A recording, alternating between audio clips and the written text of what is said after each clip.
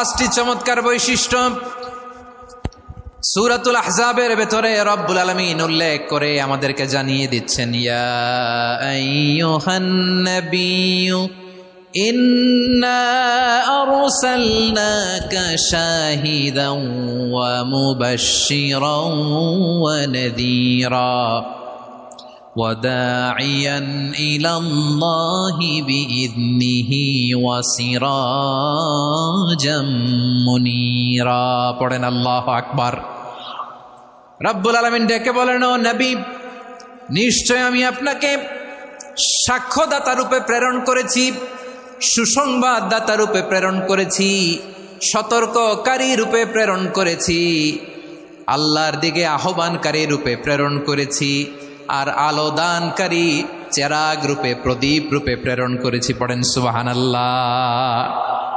পাঁচটা বৈশিষ্ট্য। এক নম্বরে আল্লাহ তাআলা বললেন, হে নবী, নিশ্চয় আমি আপনাকে সাক্ষ্যদাতা হিসেবে প্রেরণ করেছি। সাক্ষ্যদাতা, বিষ্ণু ইসা ইসলাম সাক্ষ্য দিবেন, এজন্য শাহিদ। শাহিদ মানে সাক্ষ্যদাতা। আওয়াজ করে বলুন, শাহিদ মানে কি? তিনি সাক্ষ্য দিবেন। মুবাশশির, দুই নম্বর বৈশিষ্ট্য হচ্ছে তিনি মুবাশশির।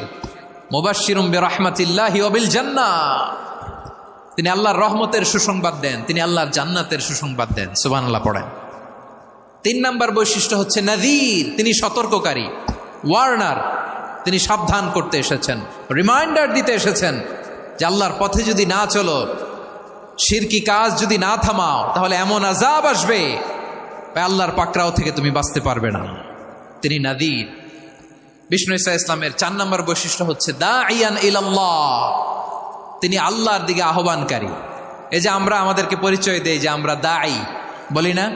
বলি যে উনি হচ্ছেন একজন দাঈ ইলাল্লাহ।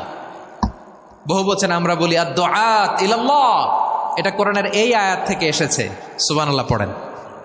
ওয়া দাঈয়ান ইলাল্লাহি বিইذনিহি, আল্লাহর আদেশে বিষ্ণু ইসা ইসলাম আল্লাহর দিকে মানুষকে ডাকেন।